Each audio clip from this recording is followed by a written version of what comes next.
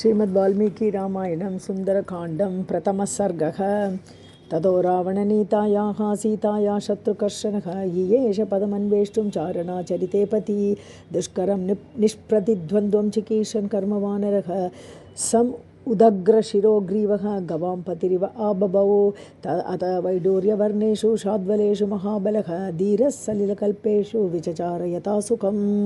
द्विजान् वित्रासयन् धीमान् उरसा पादपान् हरन् मृगांशबसु बहून् निघ्नन् प्रवृद्ध इव केसरी नीललोहितमाञ्जिष्ट पद्मवर्णैः सितासितैः स्वभावसिद्धैः विमलैः धातुभिः समलङ्कृतं कामरूपिभिः आविष्टम् अभीक्ष्णं सपरिच्छदैः यच्च किन्नरगन्धर्वैः देवकल्पैः सपन्नगैः स तस्य गिरिवर्यस्य तले नागवरायुते तिष्ठन् कविवरः तत्र हृदये नाग इवाबभौ स सूर्याय महेन्द्राय पवनाय स्वयंभवे भूतेभ्यश्च अञ्जलिं कृत्वा चकार गमने मथिम् अञ्जलिं प्राङ्मुखं कुर्वन् पवनाय आत्मयोनये ततो हि ववृदे गन्तुं दक्षिणां दिशं प्लवगप्रवरैः दृष्टः प्लवने कृतनिश्चयः ववृदे रामवृद्ध्यर्थं समुद्र इव पर्वसु निष्प्रमाणशरीरः संलिल्लिङ्गैषु अर्णवम्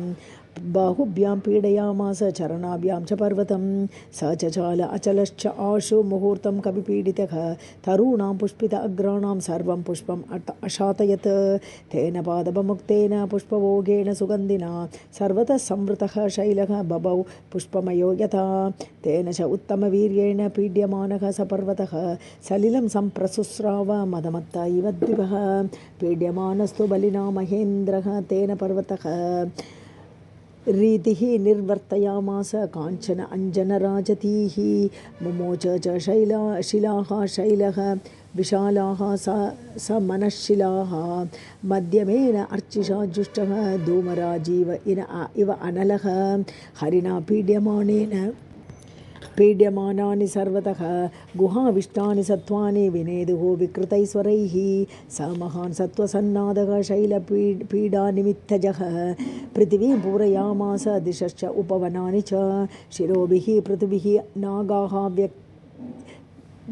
स्वस्तिकलक्षणैः अमन्तः पावकं घोरं ददंशुः दशनैः शिलाः तास्तदा स विषैः दष्टाः कुपितैः तैः महाशिलाः जज्वलुः पावक उद्दीप्ताः विविदुश्च सहस्रदा यानि तु ओषधजालानि तस्मिन् जातानि पर्वते विषग्नानि अपि नागानां न शेकुः शमितुं विषं भिद्यते अयं गिरिः भूतैः इति मत्वा तपस्विनः त्रस्ता विद्याधराः तस्मादुत्पेदो स्त्रीगणैः सह पानभूमिगतं हित्वा हैमम् आसवभाजनं पात्राणि च महार्गाणि करकांश्च हिरण्मयान् लेह्यान् उच्चावचान् भक्ष्यान् मांसानि विविधानि च आर्षभाणि च चर्माणि खड्गांश्च कनकत्सरून् कृतकण्ठगुणाः क्षीबाः रक्तमाल्यानुलेपनाः रक्ताक्षाः पुष्कराक्षाश्च गगनं प्रतिपेदिरे हारनूपुरकेयूरपारिहार्यधराः स्त्रियः विस्मिताः सस्मिताः तस्तुः आकाशे रमणैः सह दर्शयन्तः महाविद्यां विद्याधरमहर्षयः सहिताः तस्तुः आकाशे वीक्षांश्चक्रुश्च पर्वतं शुश्रूश्च तदा शब्दं ऋषीणां भावितात्मनां चारणानां च सिद्धानां स्थितानां विमले अम्बरे एष पर्वतसङ्काशः हनुमान् मारुतात्मजः तितिशति महावेगः समुद्रं वरुणालयं रामार्थं वानरार्थं च चिकीर्षन् कर्मदुष्करं समुद्रस्य परम्पारं दुष्प्रापं प्राप्तुमिच्छति इति विद्याधराः वाचः श्रुत्वा तेषां तपस्विनां तम् अप्रमेयं ददृशुः पर्वते वानरर्षभं दुदुवे च स रोमाणि च कम्पे च अनलोपमः ननाद च महानादं सुमहानिवतो यदः आनुपूर्व्या च वृत्तं तत् लाङ्गूलं रोमभिश्चितम् उत्पत्तिष्यन् विचिक्षेप पक्षिराज इव उरगं तस्य लाङ्गूलमाविद्धम् अतिवेगस्य पृष्ठतः ददृशे गरुडेन एव ह्रियमाणः महाउरगः बाहु संस्तम्भयामास महापरिगसन्निभौ आससाद कपिः कठ्यां चरणौ सञ्चुकोच च संवृत्य च भुजौ श्रीमान् तथैव च शिरोधरां तेजस्सत्त्वं तथा वीर्यम् आविवेश स वीर्यवान् मार्गमालोकयन् दूरात् प्रणिहित ईक्षणः रुरोध हृदये प्राणान् आकाशम् अवलोकयन् पद्यां दृढमवस्थानं कृत्वा च कपिकुञ्जरः निकुच्य कर्णौ हनुमान् उत्पतिष्यन् महाबलः वानरान् वानरश्रेष्ठः इदं वचनमब्रवीत् यथा राघवनिर्मुक्तः शरं श्वसनविक्रमः गच्छेत् तद्वद्गमिष्यामि लङ्कां रावणपालितां न हि द्रक्ष्यामि यदि तां लङ्कायां जनकात्मजाम् अनेन एव हि वेगेन गमिष्यामि सुरालयं यदि वा त्रिदिवे सीतां न द्रक्ष्यामि कृतश्रमः बद्ध्वा राक्षसराजानम् आनयिष्यामि रावणं सर्वथा कृतकार्यो अहं एष्यामि सहसीतया आनयिष्यामि बालङ्कां समुत्पाट्य स रावणम् एवमुक्त्वा तु हनुमान् वानरः वानरोत्तमः उत्पपातात् वेगेन वेगवान् अविचारयन् सुपर्णम् इव च आत्मानं मेने स कपिकुञ्जरः समुत्पतति वेगाते नगरोहिणः संवृत्य विटपान् सर्वान् समुत्पेतुः समन्ततः स मत्तको यष्टिबकान् पादपान् पुष्पशालिनः उद्वहन् ऊर्वेगेन जगाम विमले अम्बरे ऊर्वेग उत्थिता वृक्षाः मुहूर्तं कपिमन्वयुः प्रस्थितं दीर्घमध्वानं स्वबन्धुम् इव बान्धवाः तम् ऊर्वेग उन्मथिताः सालाश्च अन्येन गोत्तमाः अनुजग्मुः हनुमन्तं सैन्या इव महीपतिं सुपुष्पित अग्रैः बहुभिः पादपैरन्वितः कपिः हनुमान् पर्वत आकारः बभूव अद्भुतदर्शनः सारवन्तो अत ये वृक्षा न्यमज्जन् लवणाम्बसि भयादिव महेन्द्रस्य पर्वतावरुणालये स नानाकुसुमैः कीर्णः कपि स अङ्कुरकोरकैः शुशुभे मेघसङ्काशः कद्योतैरिव पर्वतः विमुक्ताः तस्य वेगेन मुक्ता पुष्पाणि ते द्रुमाः व्यवशीर्यन्त सलिले निवृत्ताः सुहृदो यदा लघुत्वेन उपपन्नं तद् विचित्रं सागरे अपतत् द्रुमाणां विविधं पुष्पं कपिवायुसमीरितं ताराचितम् इव आकाशं प्रबभौ स महार्णवः पुष्पभोगेन सुगन्धेन नानावर्णेन वानरः बभो मेघैव उद्यन्वै विद्युद्गणविभूषितः तस्य वेगसमुद्भूतैः पुष्पैः तोयमदृश्यत ताराभिरिव रमाभिः उदिताभिः इव अम्बरं तस्य अम्बरगतौ बाहु ददृशा ते प्रसारितौ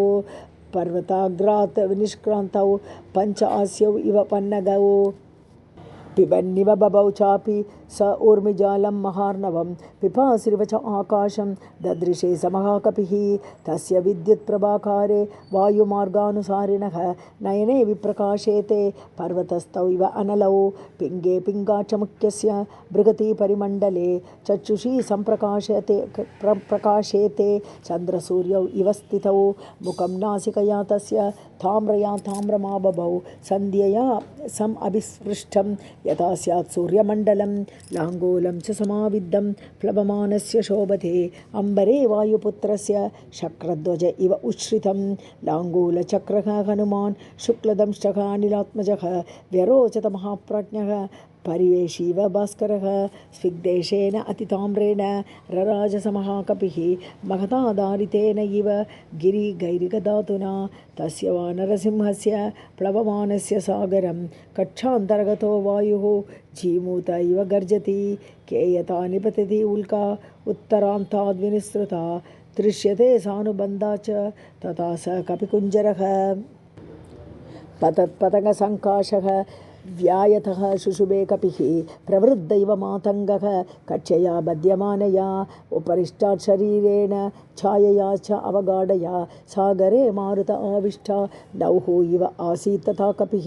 यं यं देशं समुद्रस्य जगाम स महाकपिः स तु तस्य अङ्गवेगेन स उन्माद इव लक्ष्यते सागरस्य ऊर्मिजालानाम् उरसा शैलवर्ष्मणाम् अभिघ्नंस्तु महावेगः पुप्लुवे स महाकपिः कपिवातश्च बलवान् मेघवातश्च निर्गतः सागरं भीमनिर्ह्लादं कम्पयामास तुः वृषं विकर्षन् ऊर्मिजालानि बृहन्ति लवणाम्बसि पुप्लुवे कपिशार्दूलः विकिरन्निव रोदसी मेरुमन्दरसङ्काशात् उद्गतान् सुमहार्णवे अत्यक्रामन् महावेगः तरङ्गान् गणयन्निव तस्य वेगसमुद्गुष्टं जलं स जलदं तदा अम्बरस्थं विबभ्राजे शरदभ्र अभ्रम इव आततं तिमिनक्रजशाः कूर्माः दृश्यन्ते विवृत्ताः तदा वस्त्रापकर्षणेन एव शरीराणि शरीरिणां क्रममाणं समीक्ष्य अथ भुजगाः सागरङ्गमाः व्योम्नीतं कपिशार्दूलं सुपर्णमिव मेनिरे 10 योजनविस्तीर्णाः 30 योजनमायथा छाया वानरसिंहस्य जवे चारुतरा अभवत् श्वेत अभ्रगणराजीव वायुपुत्र अनुगामिनी तस्य सा शुशुभे छाया पतिता लवणाम्बसी शुशुभे समहातेजा महाकायः महाकपिः वायुमार्गे निरालम्बे पक्षवानिव पर्वतः येन असौ याति बलवान् वेगेन कपिकुञ्जरः तेन मार्गेण सहसा द्रोणीकृत इव अर्णवः आपाते पक्षिसङ्गानां पक्षिराज इव व्रजन् हनूमान् मेघजालानि प्रकर्षन् मारुतो यथा पाण्डुर अरुणवर्णानि नीलमाञ्जिष्टकानि च कपिना आकृष्यमाणानि महा अभ्राणि चकाशिरे प्रविशन्नभ्रजालानि निष्पतं च पुनः पुनः प्रच्छन्नश्च प्रकाशश्च चन्द्रमा इव दृश्यते प्लवमानं तु तं दृष्ट्वा प्लवगं त्वरितं तदा ववृषुः तत्र पुष्पाणि देवगन्धर्वचारणाः तथापि न हीतं सूर्यः प्लवन्तं वानरेश्वरं शिशेवे च सदा वायु रामकार्यार्थसिद्धये ऋषयः तुष्टुश्चयेन प्लवमानं विहाय सा जगुश्च देवगन्धर्वाः प्रशंसन्तः वनौकसं नागाश्च तुष्टुवुः यक्षाः रक्षांसि विविधानि च प्रेक्ष्य सर्वे कपिवरं सहसा विगतक्लमं तस्मिन् प्लवगशार्दूले प्लवमाने हनूमति इक्ष्वाकुकुलमानार्ति चिन्तयामास सागरः साहाय्यं वानरेन्द्रस्य यदि न अहं हनूमतः करिष्यामि भविष्यामि सर्ववाच्यः विवक्षताम् अहम् इक्ष्वाकुनाथेन सागरेण विवर्धितः इक्ष्वाकु सचिवश्च अयं तन्नार्हति अवसादितुं तथा मया विदातव्यं विश्रमेत् यथा कपिः शेषं च मयि विश्रान्तः सुखी सो अधितरिष्यति इति कृत्वा मतिं साध्वीं समुद्रच्छन्नमम्बसि हिरण्यनाभं मैनाकम् उवाच गिरिसत्तमं त्वमिह असुरसङ्गानां देवराज्ञा महात्मना पातालनिलयानां हि परिगः सन्निवेशितः त्वमेषां ज्ञातवीर्याणां पुनरेव उत्पतिष्यतां पातालस्य अप्रमेयस्य द्वारमावृत्य तिष्ठसि तिर्यगूर्ध्वमदश्चैव शक्तिस्ते शैलवर्धितुं तस्मा संचोदयामि त्वाम् उत्तिष्ठ गिरिसत्तम स एष कपिशार्दूलः त्वाम् उपर्येति वीर्यवान् हनूमान् रामकार्यार्थी भीमकर्माकम् आप्लुतः अस्य साह्यं मया कार्यम् इक्ष्वाकुकुलवर्तिनः मम इक्ष्वाकवः पूज्याः परं पूज्यतामाः तव कुरु साचिव्यमस्माकं नः कार्यमतिक्रमेत् कर्तव्यम् अकृतं कार्यं सतां मन्युम् उदीरयेत् सलिलात् ऊर्ध्वम् उत्तिष्ठ तिष्ठतु एष कपिस्त्वयि अस्माकम् अतिथिश्चैव पूज्यश्च प्लवताम्बरः महानाभः देवगन्धर्वसेवितः हनूमान् त्वयि श्रान्तः ततः शेषं गमिष्यति काकुस्तस्य आनृशंस्यं च मैथिल्याश्च विवासनं श्रमं च प्लवगेन्द्रस्य समीक्ष्य उत्तातुमर्हसि हिरण्यगर्भः मैनाकः निशम्य लवणाम्बसः उत्पपातजलात्तूर्णं महाद्रुमलतावृतः सागरजलं वित्वा बभूव अत्युष्ठितः तदा यथा जलधरं वित्वा दीप्तरश्मिः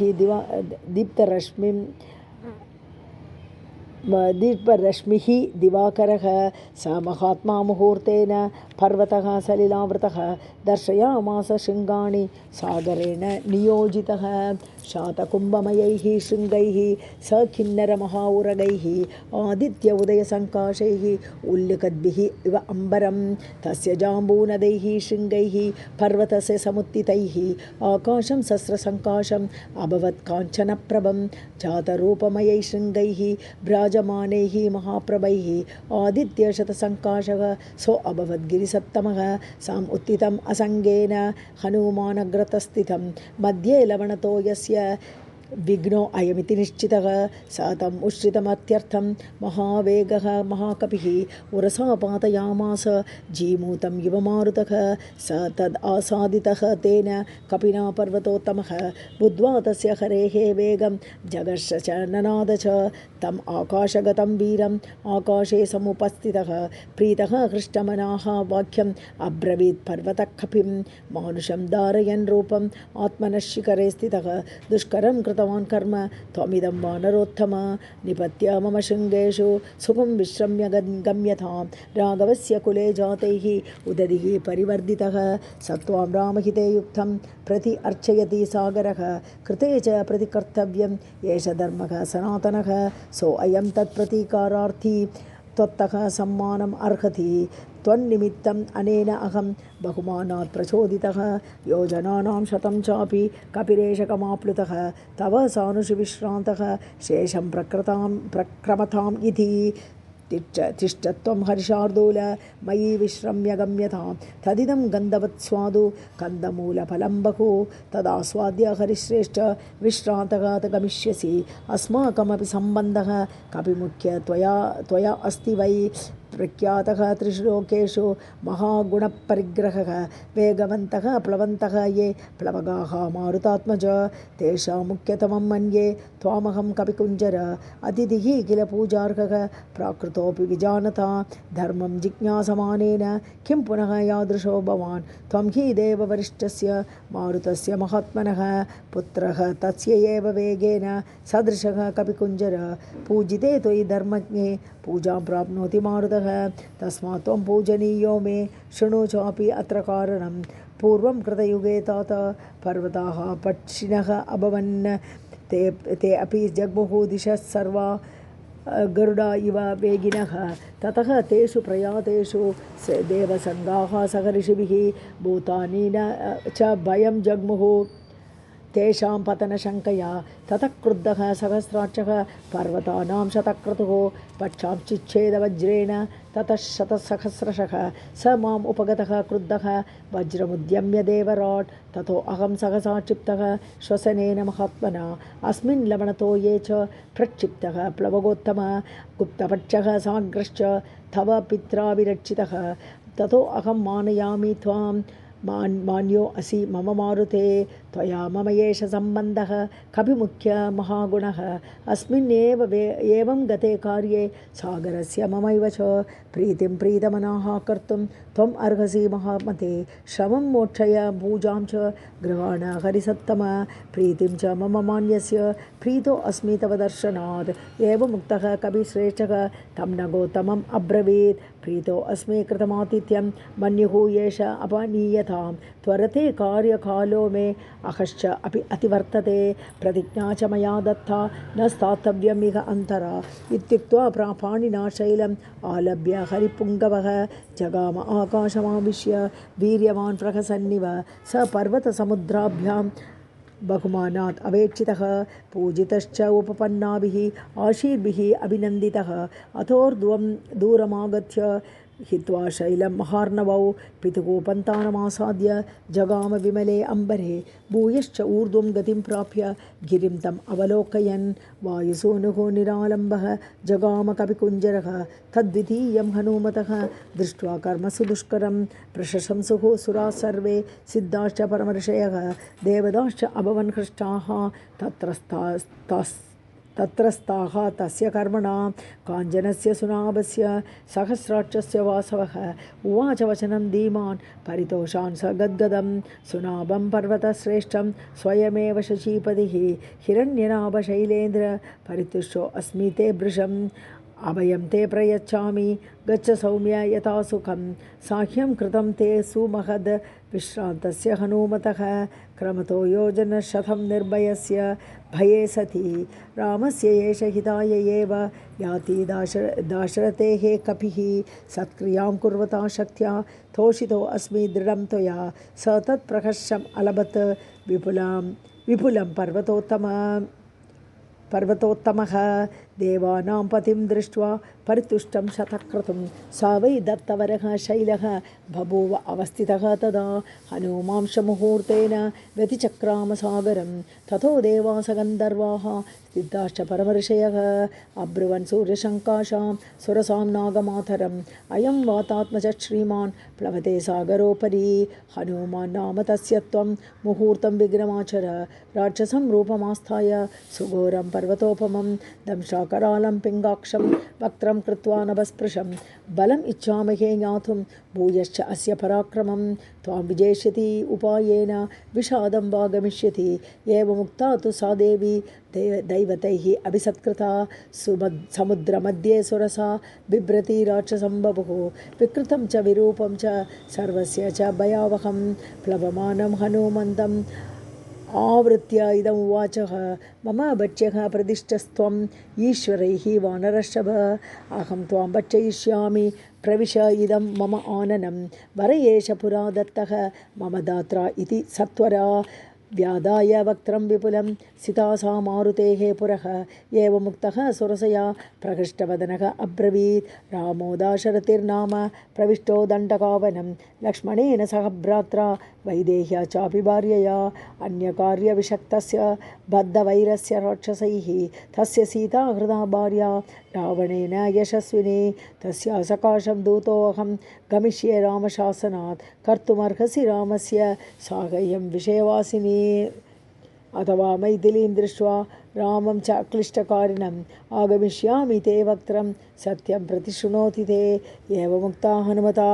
सुरसा कामरूपिणी अब्रवीत् न अतिवर्तेन्मां कश्चित् एष वरो मम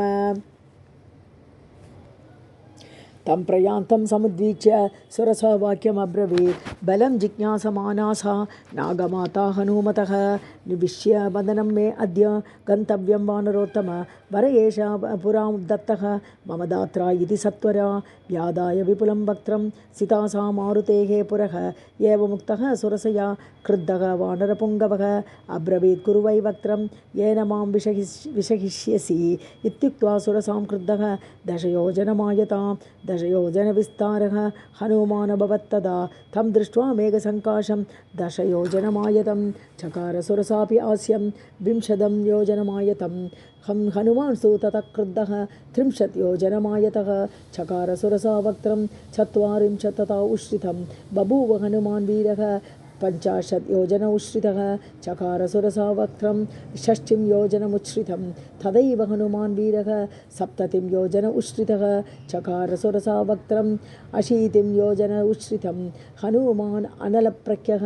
90 योजन उश्रितः चकार सुरसा वक्त्रं 100 योजनमायतं तद्दृष्ट्वा व्याधितं तु हास्यं वायुपुत्रः सबुद्धिमान् दीर्घजिह्वं सुरसया सुभीमं नरकोपमं स संक्षिप्य आत्मनः कायं जीमूत इव मारुतिः तस्मिन् मुहूर्ते हनुमान् बभूव अङ्गुष्ठमात्रकः सो अभिपद्य अथवा तद्वक्त्रं निष्पत्य च महाबलः अन्तरिक्षे स्थितः श्रीमान् इदं वचनमब्रवीत् प्रविष्टो अस्मि हि ते वक्त्रं दाक्षायणि नमोऽस्तु ते गमिष्ये यत्र वैदेही सत्यश्च आसीद् वरः तव तं दृष्ट्वा वदनात्मुक्तं चन्द्रं राहुमुखादिव अब्रवीत् सुरसा देवी स्वेन रूपेण वानरम् अर्थसिद्ध्यै हरिश्रेष्ठ गच्छ सौम्य यथा सुखं समानय च वैदेही राघवेण महात्मना तत्तृतीयं हनुमतः दृष्ट्वा कर्मसु दुष्करं साधु साधु इति भूतानि प्रशंससुः तदा हरिं स जागरमनादृश्यम् अभ्येत्य करुवरुणालयं जगाम आकाशमाविश्य वेगेन गरुडोपमः सेविते वारिदाराभिः पतकैश्च निषेविते चरिते कैशिकाचार्यैः ऐरावतनिषेवितैः सिंहकुञ्जरशार्दूल पतग उरगवाहनैः विमानैः सम्पतद्भिः च विमलैः समलङ्कृते वज्र अशनि स्पर्शैः पावकैः इव शोभिते कृतपुण्यैः महाभागैः स्वर्गजिद्भिः अधिष्ठिते भगता हव्यम् अत्यन्तं सेविते चित्रभानुना ग्रहनक्षत्रचन्द्रार्क तारागणविभूषिते महर्षिगणगन्धर्व नागस्य नाग यच्च समाकुले विविक्ते विमले विश्वे विश्वावसुनिषेविते देवराज आक्रान्ते चन्द्रसूर्यपते शिवे विताने जीवलोकस्य वितते ब्रह्मनिर्मिते बहुशः सेविते वीरैः विद्याधरगणैर्वृते जगामवायुमार्गे च गरुत्मानिव मारुतिः हनुमान् मेघजालानि प्राकर्षन् मारुतो यथा कालागरुसवर्णानि रक्तपीतसितानि च कपिना कृष्यमाणानि महा अभ्राणि चकाशिरे प्रविशन् अभ्रजालानि निष्पतं च पुनः पुनः प्रावृषीन्दु इव आबाधि निष्पतन् प्रविशंस्तथा प्रदृश्यमानः सर्वत्र हनुमान् मारुतात्मजः भेजे अम्बरं निरालम्बं पच्चयुक्त इव अद्रिराट् प्लवमानं तु तं दृष्ट्वा सिंहिका नाम राक्षसी मनसा चिन्तयामास प्रवृदा कामरूपिणी अद्य दीर्घस्य कालस्य भविष्यामि अहमशिता इदं मम महासत्वं चिरस्य वशमागतम् इति सञ्चिन्त्य मनसा छायामस्य समाक्षिपत् छायायां गृह्यमाणायां चिन्तयामास वानरः समाक्षिप्तो अस्मि सहसा पङ्गुकृतपराक्रमः प्रतिलोमेन वातेन महानौरिव सागरे तिर्यगूर्ध्वमदश्चैव वीक्षमाणः तदा कपिः ददर्श स महासत्वम् उत्थितं लवणाम्बसि तद्दृष्ट्वा चिन्तयामास मारुतिः विकृताननां कपिराज्ञा यथाख्यातं सत्त्वम् अद्भुतदर्शनं छायाग्राही महावीर्यं तदिदं नात्र संशयः सतां बुद्ध्वा अर्थतत्त्वेन सिंहिकां मतिमान् कपिः व्यवर्धत महाकायः प्रावृषीव बलाहकः तस्य साकायमुद्वीच्य वर्धमानं महाकपेः वक्त्रं प्रसारयामास पाताळम्बरसन्निभं गणराजीव गर्जन्ति वानरं सम् अभिद्रवत् स ददर्श ततस्तस्याः विकृतं सुमहत्मुखं कायमात्रं च मेधावी मर्माणि च महाकपिः स तस्या विकृते वक्त्रे वज्रसंहननः कपिः संक्षिप्य मुहुरात्मानं निपपात महाकपिः आस्ये तस्याः निमज्जन्तं ददृशुः सिद्धचारणाः ग्रस्यमानं यदा चन्द्रं पूर्णं पर्वणि राहुणा ततस्तस्या नखैः तीक्ष्णैः मर्माणि उत्कृत्य वानरः उत्पपातात वेगेन मनस्सम्पातविक्रमः तां तु दृष्ट्या च धृत्या च दाक्षिण्येन निपात्य सः कपिप्रवीरः वेगेन ववृदे पुनरात्मवान् हृतहृत्सा हनुमता पपात विदुर अम्बसि स्वयंभुवा एव हनुमान् सृष्टः तस्या निपातने तां हतां वानरेण आशु पतितां वीक्ष्य सिंहिकां भूतानि आकाशचारिणी तं ऊचुः प्लवगोत्तमं भीममद्य कृतं कर्म महत्सत्त्वं त्वया हतं साधय अर्थम् अभिप्रेतम् अरिष्टं प्लवताम्बर यस्य तु एतानि चत्वारि वानरेन्द्र यथा तव धृतिदृष्टिर्मतिर्दाक्ष्यं स कर्मसु न सीदति स तैः सम्भूजितः पूज्यः प्रतिपन्नप्रयोजनैः जगाम आकाशमाविश्य पन्नग अशनवत्कपिः प्राप्तभूयिष्ठपारस्तु सर्वतः परिलोकयन् योजनानां शतस्य अन्ते वनराजीं ददर्श च पतन्नेव विविधद्रुमभूषितं द्वीपं शाकामृगश्रेष्ठः मलय उपवनानि च सागरं सागर अनूपान् सागर अनूपजान् द्रुमान् सागरस्य च पत्नीनां मुखानि अपि विलोकयत् स महामेघसङ्काशं समीक्ष्य आत्मानमात्मवान्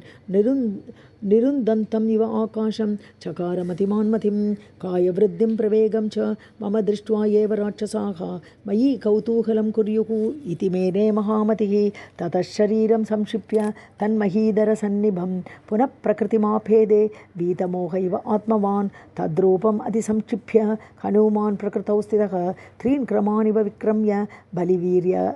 हरोहरिः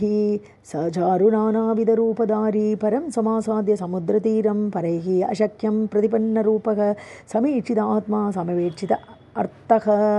ततः सलम्बस्य गिरेः समृद्धे विचित्रकूटे निपपातकूटे सकेतक उद्दालक नारिकेले महा अभ्रकूटप्रतिमो महात्मा ततस्तु सम्प्राप्य समुद्रतीरं समीक्ष्य लङ्कां गिरिवर्यमूर्ध्नि कपिस्तु तस्मिन् निपपातपर्वते विधूय रूपं व्यथयन् मृगद्विजान् ससागरं दानवपन्नगायुधं बलेन विक्रम्य महार्मिमालं निपत्य तीरे च महोदधेः तदा ददर्श लङ्काम् अमरावतीमिव इति श्रीमद् रामायणे वाल्मीकि आदिकाव्ये सुन्दरकाण्डे प्रथमः सर्गः सीतारामाभ्यां नमः द्वितीयः सर्गः स सागरम् अनादृश्यम् अतिक्रम्य महाबलः त्रिकूटस्य तटे लङ्कां स्थितः सर्वतो स्वस्थः ददर्शः। ततः पादमुक्तेन पुष्पवर्षेण वीर्यवान् अभिवृष्टः। ततस्तत्र बभौ पुष्पमयो हरिः योजनानां शतं श्रीमान् तीर्त्वा अपि उत्तमविक्रमः। अनिश्वसन् कपिः तत्र न ग्लानिम् अधिगच्छति। शतानि अहं योजनानां क्रमेयं सुबहूनि अपि किं पुनः सागरस्य अन्तं संख्यातं शतयोजनं। स तु वीर्यवतां श्रेष्ठः प्लवताम् अपि च उत्तमः। जगाम वेगवान् लङ्कां लङ्घयित्वा महोदधिं शाद्वलानि च नीलानि गन्धवन्ति वनानि च मधुमन्ती च मध्येन जगाम नगवन्ति च शैलांश्च तरुचन् सञ्छन्नान् वनराजीश्च पुष्पिताः। अभिचक्राम तेजस्वी हनुमान् प्लवगर्षभः। स तस्मिन् अचले तिष्ठन् वनानि उपवनानि च स नगाग्रे स्थितां लङ्कां ददर्श पवनात्मजः। सरलान् कर्णिकारांश्च खर्जूरांश्च सुपुष्पितान् प्रियाळान् मुचलिन्दांश्च कूटजान् केतकानपि प्रियङ्गून् गन्धपूर्णांश्च नीपान् सप्तच्छदांस्तथा असनान् कोविदारांश्च करवीरांश्च पुष्पितान् पुष्पभारनिबद्धांश्च तथा मुकुलितानपि पादपान् विखगाकीर्णान् पवनादूतमस्तकान् हंसकारण्डवाकीर्णा वापीः पद्म उत्फलावृताः आक्रीडान् विविधान् रम्यान् विविधांश्च जलाशयान् सन्ततान् विविधैः वृक्षैः सर्व ऋतुफलपुष्पितैः उद्यानानि च रम्याणि ददर्श कपिकुञ्जरः। समासाद्य च लक्ष्मीवान् लङ्कां रावणपालितां परिकाभिः स पद्माभिः स उत्पलाभिः अलङ्कृतां। सीता अपहरणात् तेन रावणेन सुरक्षितां समन्तात् विचरद्भिश्च राक्षसैः उग्रधन्वभिः काञ्चनेन आवृतां रम्यां प्राकारेण महापुरीं गृहैश्च गिरिसङ्काशैः शारदाम्बुदसन्निभैः पाण्डुराभिः प्रतोलीभिः उच्चाभिः अभिसंवृताम् अट्टालकशताकीर्णां पताकाध्वजशोभितां तोरणैः काञ्चनैः दिव्यैः लता पङ्क्तिविराजितैः ददर्श हनुमान् लङ्कां देवः देवपुरीमिव। गिरिमूर्ध्नि स्थितां लङ्कां पाण्डुरैः भवनैः शुभैः ददर्श स कपिः श्रीमान् पुरीम् आकाशगामिव पालितां राक्षसेन्द्रेण निर्मितां विश्वकर्मणा प्लवमानाम् इव आकाशे ददर्श हनुमान् कपिः। वप्रप्राकारजगनां विपुल वन अम्बरां शतग्निशूलकेशान्ताम् अट्टालक अवतंसकां मनसा एव कृतां लङ्कां निर्मितां विश्वकर्मणा द्वारम् उत्तरमासाद्य चिन्तयामास वानरः। कैलासनिलयप्रख्यम् अलिकन्तम् इव अम्बरं ध्रियमाणम् इव आकाशम् उश्रितैः भवनोत्तमैः सम्पूर्णा राक्षसैर्घोरैः नागैर्भोगवतीम् इव। विचिन्त्यां सुकृतां स्पष्टां कुबेर अद्युषितां पुरा दंष्ट्राभिः बहुभिः शूरैः शूलपट्टिशपाणिभिः रक्षितां राक्षसैर्घोरैः गुहाम् आशीविषैरिव। तस्याश्च महतीं गुप्तिं सागरं च निरीक्ष्य सः रावणं च रिपुं घोरं चिन्तयामास वानरः। आगत्य अपि इह हरयः भविष्यन्ति निरर्थकाः न हि युद्धेन वैलङ्का शक्या जेतुं सुरैरपि इमां तु विषमां लङ्कां दुर्गां रावणपालितां प्राप्य अपि सुमहाबाहुः किं करिष्यति राघवः। अवकाशः न साम्नस्तु राक्षसेषु अभिगम्यते न दानस्य न भेदस्य नैव युद्धस्य दृश्यते। चतुर्नामेव हि गतिः वानराणां तरस्विनां वालिपुत्रस्य नीलस्य मम राज्ञश्च धीमतः। यावज्जानामि वैदेहीं यदि जीवति वा न वा तत्रैव चिन्तयिष्यामि दृष्ट्वा तां जनकात्मजां। ततः स चिन्तयामास मुहूर्तं कपिकुञ्जरः गिरेः शृङ्गे स्थितः तस्मिन् रामस्य अभ्युदयं ततः। अनेन रूपेण मया न शक्या राक्षसीं पुरी प्रवेष्टुं राक्षसैः गुप्ता कुरैः बलसमन्वितैः महौजसः महावीर्याः बलवन्तश्च राक्षसाः वञ्चनीया मया सर्वे जानकी परिमार्गिता। अलक्ष्येण रूपेण रात्रौ लङ्कापुरी मया प्राप्तकालं प्रवेष्टुं मे कृत्यं साधयितुं महत् तां पुरीं तादृशीं दृष्ट्वा दुरादर्शं सुरासुरैः हनुमाश्चिन्तयामास विनिश्वस्य मुहुर्मुहुः केनोपायेन पश्येयं मैथिलीं जनकात्मजाम् अदृष्टः राक्षसेन्द्रेण रावणेन दुरात्मना न विनश्येत् कथं कार्यं रामस्य विदितात्मनः एकामेकस्तु पश्येयं रहिते जनकात्मजां भूताश्च अर्थाः विनश्यन्ति देशकालविरोधिताः विक्लवं दूतमासाद्य तमक् सूर्योदये यथा अर्थ अनर्थान्तरे बुद्धिः निश्चिता अपि न शोभते गादयन्ति इह कार्याणि दूताः पण्डितमानिनः न विनश्येत् कथं कार्यं वैक्लव्यं न कथं भवेत् लङ्घनं च समुद्रस्य कथं नु न भवेत् वृथा मयि दृष्टे तु रक्षोभि रामस्य विदितात्मनः भवेद्व्यर्थमिदं कार्यं रावणात् अनर्थमिच्छतः न हि शक्यं क्वचित् स्थातुम् अविज्ञातेन राक्षसैः अपि राक्षसरूपेण किमुत अन्येन केनचित् वायुरपि अत्र न आज्ञातः चरेत् इति मतिर्मम न हि अत्र अविदितं किञ्चित्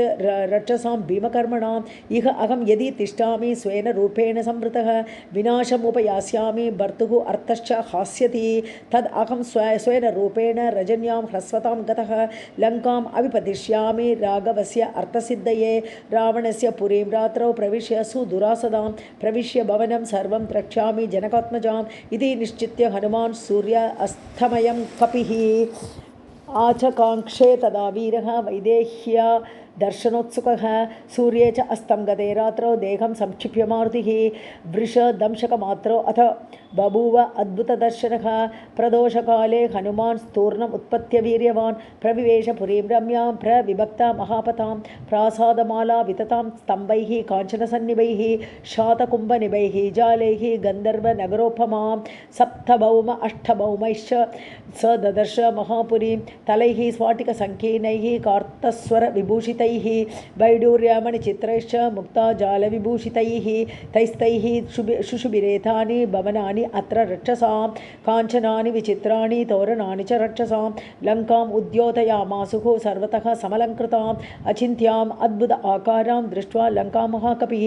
आसीत् विषण्णः हृष्टश्च वैदेह्या दर्शनोत्सुकः स पाण्डुराविद्धविमानमालिनी महारजाम्बूनदजालतोरणां यशस्विनीं रावणबाहुपालितां क्षपाचरैः भीमबलैर्सुपालितां चन्द्रोऽपि साच्छिव्यमिवास्य कुर्वन् तारागणैर्मध्यगतो विराजन् ज्योत्स्नावितानेन वितत्य लोकान् उत्तिष्ठते न एकसहस्ररश्मिः शङ्खप्रभं क्षीरमृणालवर्णम् उद्गच्छमानं व्यवभास्यमानम् अददर्श चन्द्रं स कपिप्रवीरः पोप्लूयमानं सरसीवहंसम् इतिहासे श्रीमद्रामायणे वाल्मीकि आदिकाव्ये सुन्दरकाण्डे द्वितीय सर्गः सीतारामाभ्यां नमः तृतीय सर्गः स लम्बशिखरे लम्बे लम्बतो यद सन्निभे सत्त्वमास्थाय मेधावी हनुमान् मारुतात्मजः निशिलङ्का महासत्त्वः विवेश कविकुञ्जरः रम्यकाननतोयाढ्यां पुरीं रावणपालितां शारदाम्बुदधर प्रख्यैः भवनैरुत्तम उपशोभितां सागर उपमनिर्घोषां सागर अनिलसेवितां सुपुष्टबलसम्पुष्टां यथैव विटपावतीं चारुतोरणनिर्व्यूह्यां पाण्डुरद्वारतोरणां भुजग आचरितां गुप्तां शुभां भोगवतीमिव तां स विद्युद्गणाकीर्णां ज्योतिर्गणनिषेवितां चण्डमारुतनिह्रादां यथा चापि अमरावतीं शातकुम्भेन महता प्राकारेण अभिसंवृतां किङ्किणीजालघोषाभिः पताकाभिः अलङ्कृताम् आसाद्य सहसाहृष्टः प्राकारम् अभिपेदिवान् विस्मयाविष्टहृदयः पुरीम् आलोक्य सर्वतः जाम्बूनदमयै द्वारैः वैडूर्यकृतवेदिकैः वज्रस्फटिकमुक्ताभिः मणिकुट्टिमभूषितैः तप्तकाटकनिर्यूहैः राजत अमलपाण्डुरैः वैडूर्यकृतसोपानैः स्फाटिकान्तरपांसुभिः चारुसञ्जवनोपेतैः कमिव उत्पतितैः शुभैः क्रौञ्चबर्हिणसङ्कुष्ठैः राजहंसनिषेवितैः तूर्याभरणनिर्घोषैः सर्वतः परिनादितां वस्वोकसारप्रतिमां समीक्ष्य नगरीं ततः कविव उत्पतितां लङ्कां जघर्ष हनुमान् कपिः तां समीक्ष्य पुरीं लङ्कां राक्षसाधिपतेः शुभाम् अनुत्तमां ऋद्धिमतीं चिन्तयामास वीर्यवान् न इयम् अन्येन नगरी शक्या दर्शयितुं बलात् रक्षिता रावणबलैः उद्यत आयुधपाणिभिः कुमुद अङ्गदयोर्हो वापि शुषेणस्य महाकपेः प्रसिद्धेयं भवेत् भूमिः द्विविदयोरपि विवस्वतः तनुजस्य हरेश्च कुशपर्वणः ऋक्षस्य कपिमुख्यस्य मम चैव गतिर्भवेत् समीक्ष्य च महाबाहो राघवस्य पराक्रमं लक्ष्मणस्य च विक्रान्तम् अभवत् प्रीतिमान् कपिः तां रत्नवसनोपेतां गोष्ठागारवतंसिकां यन्त्रागारस्थनीं वृद्धां प्रमदामिव भूषितां तां नष्टतिमिरां दीपैः भास्वरैश्च महाग्रहैः नगरीं राक्षसेन्द्रस्य स ददर्श महाकपिः अतः सा हर्षार्दूलं प्रविशन्तं महाकपिं नगरी स्वेन रूपेण ददर्श पवनात्मजं सा तं हरिवरं दृष्ट्वा लङ्का रावणपालिता स्वयमेव उत्थिता तत्र विकृत आननदर्शना पुरस्तात् तस्य वीरस्य वायुसूनोरतिष्ठत मुञ्चमाना महानादम् अब्रवीत् पवनात्मजं कः त्वं केन च कार्येण इह प्राप्तो वनालय कथयस्व इह यत्तत्त्वं यावत् प्राणादरन्ति ते न शक्यं खलु इयं लङ्का प्रवेष्टुं वानरत्वया रक्षिता रावणबलैः अभिगुप्ता समन्ततः अतः ताम् अब्रवीद्वीरः हनुमान् अग्रतस्थितां कथयिष्यामि तत्त्वं यन्मां त्वं परिपृच्छसे का त्वं विरूपनयना पुरद्वारे अवतिष्ठसे किमर्थं चापि मां क्रोधात् निर्भर्त्सयसि दारुणे हनुमद्वचनं श्रुत्वा लङ्का सा कामरूपिणी उवाच वचनं क्रुद्धा परुषं पवनात्मजम् अहं राक्षसराजस्य रावणस्य महात्मनः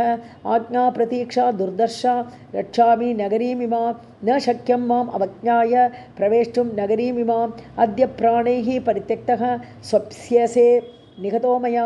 अहं हि नगरी लङ्का स्वयमेव प्लवङ्गम सर्वतः परिरक्षामि अतस्ते कथितं मया लङ्काया वचनं श्रुत्वा हनुमान् मारुतात्मजः यत्नवान् स हरिश्रेष्ठः स्थितः शैलैव अपरः स तां स्त्रीरूपविकृतां दृष्ट्वा वानरपुङ्गवः आबभाषे अथ मेधावी सत्त्ववान् प्लवगर्षभः रक्ष्यामि नगरीं लङ्कां साट्टप्राकारतोरणाम् इत्यर्थं इह सम्प्राप्तः परं कौतूहलं हि मे वनानि उपवनानि इह लङ्कायाः काननानि च सर्वतो गृहमुख्यानि द्रष्टुम् आगमनं हि मे तस्य तद्वचनं श्रुत्वा लङ्का सा कामरूपिणी भूय एव पुनर्वाक्यं बभाषे परुषक्षणं माम् अनिर्जित्य दुर्बुद्धे राक्षसेश्वरपालितां न शक्यं हि अद्य ते द्रष्टुं पुरी इयं वानर अधमा ततः स हरिशार्दूलः ताम् उवाच निशाचरी दृष्ट्वा पुरीम् इमां भद्रे पुनर्यासे यथागतं ततः कृत्वा महानादं सा वै लङ्का भयङ्करं तलेन वानरश्रेष्ठं ताडयामास वेगिता ततः स हर्षार्दूलः लङ्कया ताडितो भृशं ननादसुमहानादं वीर्यवान् मारुतात्मजः ततः संवर्तयामास वामहस्तस्य सौ अङ्गुलीः मुष्टिना अभिजगान येन हनुमान् क्रोधमूर्छितः स्त्री च इति मन्यमानेन न अतिक्रोधः स्वयं कृतः सा तु तेन प्रहारेण विह्वलाङ्गी निशाचरी पपातसः सा भूमा विकृताननदर्शना ततस्तु हनुमान् वीरः तां दृष्ट्वा विनिपातितां कृपां चकार तेजस्वी मन्यमानः स्त्रियं च ताम् ततो वै वृषम् उद्विग्ना लङ्का सा गद्गदाक्षरम् उवाच अगर्वितं वाक्यं हनुमन्तं प्लवङ्गमं प्रसीदसु महाबाहो त्रायस्व हरिसत्तम समये सौम्य तिष्ठन्ति सत्त्ववन्तः महाबलाः अहं तु नगरी लङ्का स्वयमेव प्लवङ्गम निर्जिता अहं त्वया वीर विक्रमेण महाबल इदं च तथ्यं शृणु मे ब्रुवन्त्या वै हरीश्वर स्वयंभुवात् दत्तं वरदानं यथा मम यदा त्वां वानरः कश्चित् विक्रमात् वशम् आनयेत् तदा त्वया हि विज्ञेयं रक्षसां भयमागतं स हि मे समयः सौम्य प्राप्तो अद्य तव दर्शनात् स्वयंभूविहितः सत्यः न तस्य अस्ति व्यतिक्रमः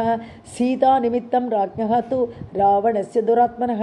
रक्षसां चैव सर्वेषां विनाशः समुपागतः तत्प्रविश्य हरिश्रेष्ठ पुरीं रावणपालितां विदत्स्व सर्वकार्याणि यानि इह वाञ्छसि प्रविश्य शापोपहतां हरीश्वर पुरीं शुभां राक्षसमुख्यपालितां यदृच्या त्वं जनकात्मजां सतीं विमार्ग सर्वत्र गतो यथा सुखम् इति अशे श्रीमद् रामायणे वाल्मीकि आदिकाव्ये सुन्दरकाण्डे तृतीयः सर्गः। सीतारामाभ्यां नमः।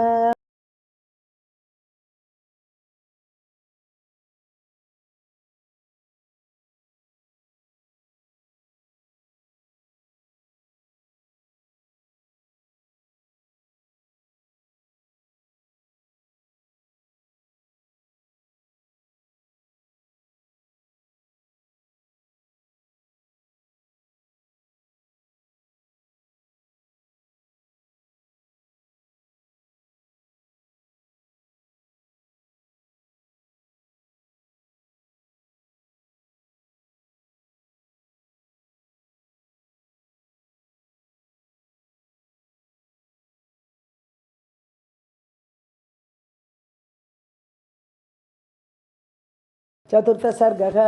स निर्जित्य पुरीं लङ्कां श्रेष्ठां तां कामरूपिणीं विक्रमेण महातेजा हनुमान् कपिसत्तमः अद्वारेण महावीर्यः प्राकारम् अवपुप्लुवे निशीलङ्कां महासत्त्वः विवेश कपिकुञ्जरः प्रविश्य नगरीं लङ्कां कपिराज हितङ्करः चक्रे अथ पादं सव्यं च शत्रूणां च सतु मूर्धनि प्रविष्टः सत्त्वसम्पन्नः निशायां मारुतात्मजः स महापदमास्थाय मुक्तपुष्पविराजितं ततस्तोतां पुरीं लङ्कां रम्याम् अव्ययौ कपिः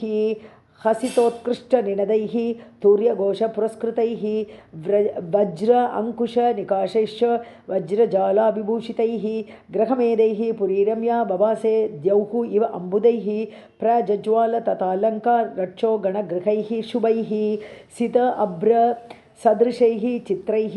पद्मस्वस्तिक संस्थितैः वर्धमानग्रहैश्चापि सर्वतः सुविभूषितैः तां चित्रमाल्याभरणां कपिराज हितङ्करः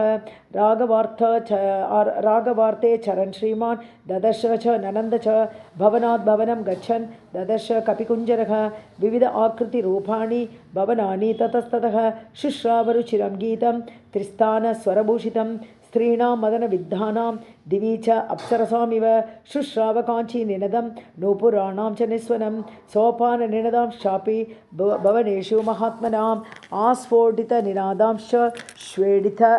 स्वेडितांश्च ततस्ततः शुश्राव जपतां तत्र मन्त्रान् रक्ष गृहेषु वै स्वाध्यायनिरतांश्चैव यातु दानान् ददर्श सः रावणस्तव संयुक्तान् गर्जतो राक्षसानपि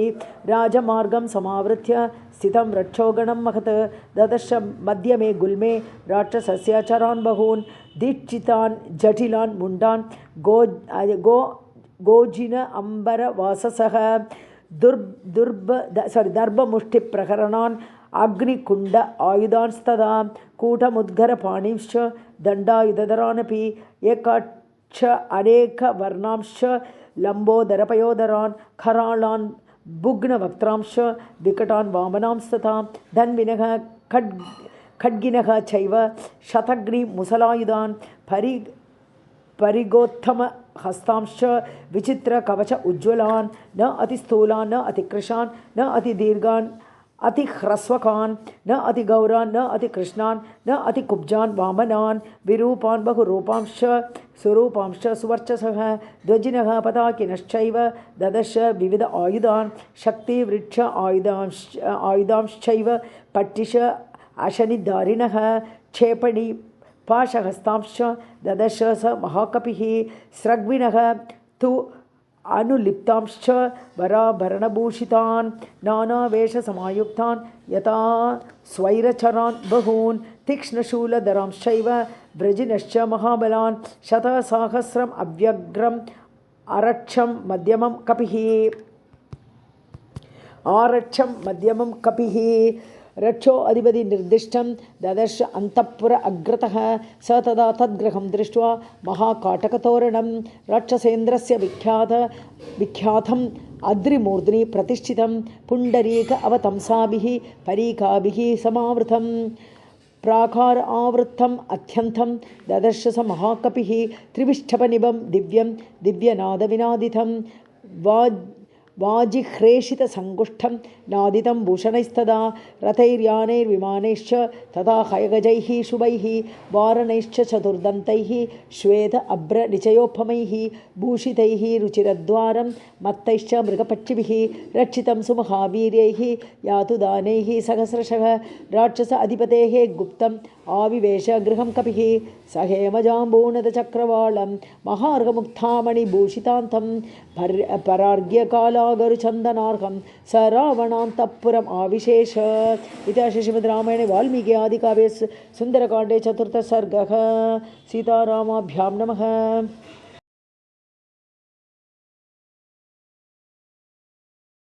पञ्चमः सर्गः। ततः स मद्यङ्गदमंशुमन्तं ज्योत्स्नावितानं मुहुरुद्वमन्तं ददश्च धीमान् भुवि भानुमन्तं गोष्ठे वृषं मत्तमिव भ्रमन्तं लोकस्य पापानि विनाशयन्तं महोदधिं चापि समेदयन्तं भूतानि सर्वाणि विराजयन्तं ददश्च शीतांशुम् अथ अभियान्तं या भाति लक्ष्मीः भुवि मन्दरस्था या यथा प्रदोषेषु च सागरस्था तथैव तोयेषु च पुष्करस्था रराजसा चारुनिशाकरस्था हंसो यथा राजदपञ्जरस्थः सिंहो यथा मन्दरकन्दरस्थः वीरो यथा गर्वितकुञ्जरस्थः चन्द्रो बिभ्राज तथा अम्बरस्थः सितः कगुद्मानिव तीक्ष्णशृङ्गः महाचलः श्वेत इव ऊर्ध्वशृङ्गः हस्तीव जाम्बूनदबद्धशृङ्गः विभाति चन्द्रः परिपूर्णशृङ्गः विनष्ट शीताम्बुतुषारपङ्कः महाग्रहग्राह विनष्टपङ्कः प्रकाशलक्ष्मी आश्रय निर्मलाङ्कः रराजचन्द्रः भगवान् शशाङ्कः शिलातलं प्राप्य यथा मृगेन्द्रः महारणं प्राप्य यथा गजेन्द्रः राज्यं समासाद्य यथा नरेन्द्रः तथा प्रकाशो विरराजचन्द्रः प्रकाशचन्द्रोदय नष्टदोषः प्रवृद्धरक्षपिशिताशदोषः रामाभिराम ईरित चित्तदोषः स्वर्गप्रकाशः भगवान् प्रदोषः तन्द्रीश्वराः कर्णसुखा प्रवृत्ताः स्वपन्ति नार्यः पतिभिः सुवृत्ताः नक्तं चराश्चापि तदा प्रवृत्ता विहर्तुम् अत्यद्भुत रौद्रवृत्ताः मत्तप्रमत्तानि समाकुलानि रथ अश्वभद्रासन संकुलानि वीरश्रिया चापि समाकुलानि ददश्च धीमान् स कपिकुलानि परस्परं च अधिकमाक्षिपन्ति भुजांश पीनान् अधिविक्षिपन्ति मत्तप्रलापान् अधिविक्षिपन्ति मत्तानि च अन्योन्यम् अधिक्षिपन्ति रक्षांसि वक्षांसि च विक्षिपन्ति गात्राणि कान्तासु च विक्षिपन्ति रूपाणि चित्राणि च विक्षिपन्ति दृढानि चापानि च विक्षिपन्ति ददश कान्ताश्च समालभन्त्यः तथा अपराः तत्र पुनः स्वपन्त्यः सुरूपवक्त्राश्च तथा हसन्त्यः क्रुद्धा पराश्चापि विनिश्वसन्त्यः महागयैश्चापि तथा नदद्भिश्च सुपूजितैश्चापि तथा सुसद्भिः रराजवीरैश्च विनिश्वसद्भिः ह्रदा भुजङ्गैरिव निश्वसद्भिः बुद्धिप्रदानान् रुचिराभिधानान् संश्रद्धदानान् जगतप्रदानान् नानाविधानान् रुचिराभिधानान् ददश्च तस्यां पुर्यातु दानान् ननन्ददृष्ट्वा स च तान् स्वरूपान् नानागुण अनात्मगुणानुरूपान् विद्योतमानान् स तान् सुरूपान् ददश्च कांश्चिच्च पुनर्विरूपान् ततो वरार्हाः सुविशुद्धभावाः तेषां स्त्रियस्तत्र महानुभावाः प्रियेषु पानेषु च सक्तभावाः ददश्च तारा इव सुस्वभावाः स्त्रियो ज्वलन्तीः त्रपया उपगूढाः निशीतकाले रमण उपगूढाः ददश्च काश्चित् प्रमदोपगूढाः यथा विहङ्गाः विहगोपगूढाः अन्याः पुनर्हम्यतलोपविष्टाः तत्र प्रियाङ्केषु सुकोपविष्टाः भर्तुपरा धर्मपरा निविष्टाः ददश्च धीमान् मदनोपविष्टाः अप्रावृताः काञ्चनराजिवर्णाः काश्चित् परार्घ्यः तपनीयवर्णाः काश्चित् परार्घ्याः तपनीयवर्णाः पुनश्च काश्चित् शशलक्ष्मवर्णाः कान्तप्रहीणाः रुचिराङ्गवर्णाः ततः प्रियान् प्राप्य मनोभिरामान् सुप्रीतियुक्ताः सुमनोभिरामाः गृहेषु हृष्टाः परम अभिरामाः हरिप्रवीर सददर्श रामाः चन्द्रप्रकाशाश्च हि वक्त्रमाला वक्राः सुपक्ष्माश्च सुनेत्रमालाः विभूषणानां च ददर्शमालाः शतह्रदानाम् इव चारुमालाः न तु एव सीतां परम अभिजातां पतिस्थिते राजकुले प्रजातां लतां प्रफुल्लामिव साधुजातां ददर्श तन्वी मनसा अभिजातां सनातने वर्त्मनि सन्निविष्टां रामेक्षणीं तां मदनाभिविष्टां भर्तुर्मनश्रीमदनुप्रविष्टां स्त्रीभ्यः पराभ्यश्च सदा विशिष्टां उष्णार्दितां स अनुसृत अश्रुकण्ठीं पुरा वरार्ह उत्तमनिष्ककण्ठीं सुजातपश्माम् अभिरक्तकण्ठीं वने प्रनृत्ताम् इव नीलकण्ठीम् अव्यक्तरेखामिव चन्द्रलेखां पांसुप्रदिग्धामिव हेमरेखां क्षतप्ररूढाम् इव स्वर्णरेखां वायुप्रभुग्नामिव मेघरेखां सीतामपश्यन् मनुजेश्वरस्य रामस्य पत्नी वदतां वरस्य बभूव दुःख उपहतः चिरस्य प्लवङ्गमः मंद इव अचिरस्य। इति श्रीमद्रामायणे वाल्मीकि आदिकाव्ये सुन्दरकाण्डे पंचमः सर्गः। सीतारामाभ्यां नमः। षष्ठः सर्गः। स निकामं विमानेषु विचरन् कामरूपदृक् विचचार कपिः लङ्गां राघवेन समन्वितः आससाद च लक्ष्मीवान् राक्षसेन्द्रनिवेशनं प्राकारेण अर्कवर्णेन भास्वरेण अभिसंवृतं रक्षितं राक्षसैर्भीमैः सिंहैरिव महद्वनं समीक्षमाणः भवनं चकाशे कपिकुञ्जरः रूप्यक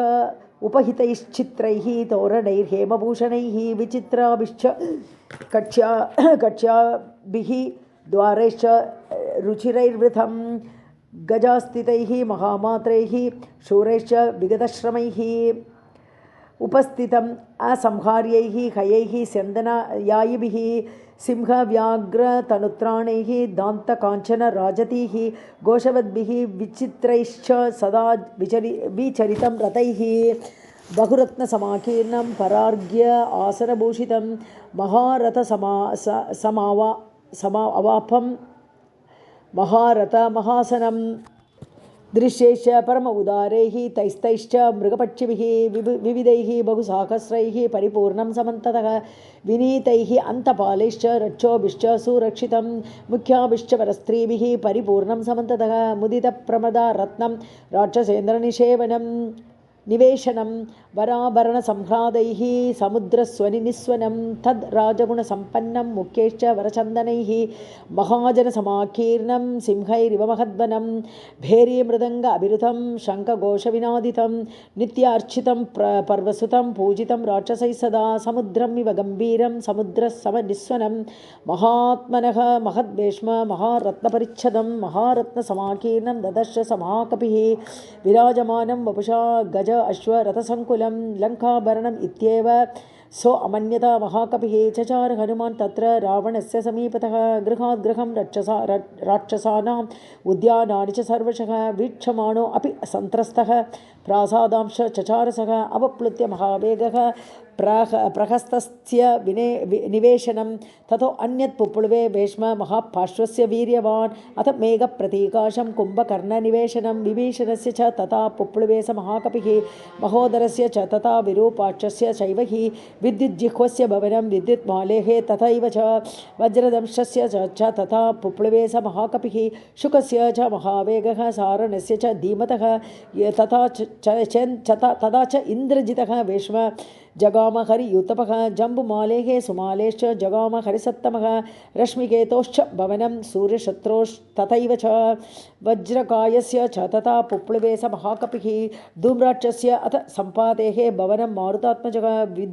विद्युद्रूपस्य भीमस्य घनस्य विगनस्य च शुकनाभस्य चक्रस्य शठस्य कपटस्य च ह्रस्वकर्णस्य दंशस्य लोमशस्य च रक्षसः युद्धोन्मत्तस्य मत्तस्य